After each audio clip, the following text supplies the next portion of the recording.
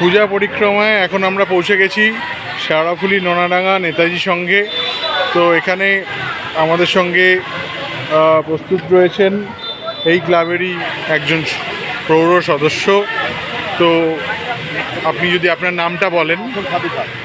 আচ্ছা, তো আপনি যদি এই পুজোটা সম্পর্কে কিছু বলেন, কবে শুরু হয়েছিল, কিভাবে আপনারা এগিয়ে নিয়ে যাচ্ছেন এই পুজোটাকে, কোনো অনুদান পেয়েছেন কিনা ইত্যাদি।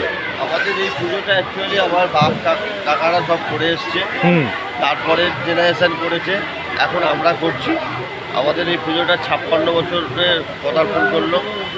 এবছর এটা 56 বছরের পদার্পণ করেছে এবং এই পুজোটা সমস্ত এলাকার বাসিন্দা এবং সদস্য যা আছে সবাইকে নিয়ে পুজো আমাদের হয়। হ্যাঁ, এবং এখানে নানা রকম অনুষ্ঠানও হয়। সাংস্কৃতিক সন্ধ্যা হয় এবং বস্ত্র বিতরণ করেন আপনারা? না, বস্ত্র বিতরণ।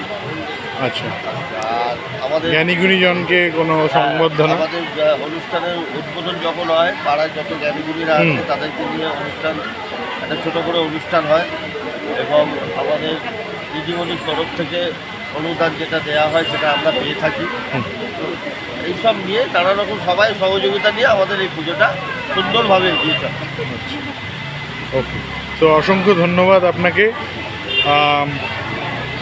আমার শেষ প্রশ্ন, ব্রহ্মাণ্ড এডুকেশনাল ফাউন্ডেশনের তরফ থেকে আপনারা ওয়ার্ডের সেরা পুরস্কার পেয়েছেন, তো পুরস্কারটি পেয়ে আপনার কেমন লাগছে? পুরস্কার পেয়ে আমাদের সমস্ত সদস্য এবং বাসিন্দাদের খুব আনন্দ হয়েছে।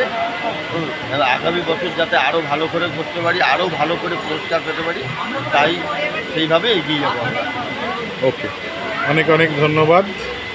এইভাবে আমরা এই ক্লাবের পূজা পরিক্রমা শেষ করছি।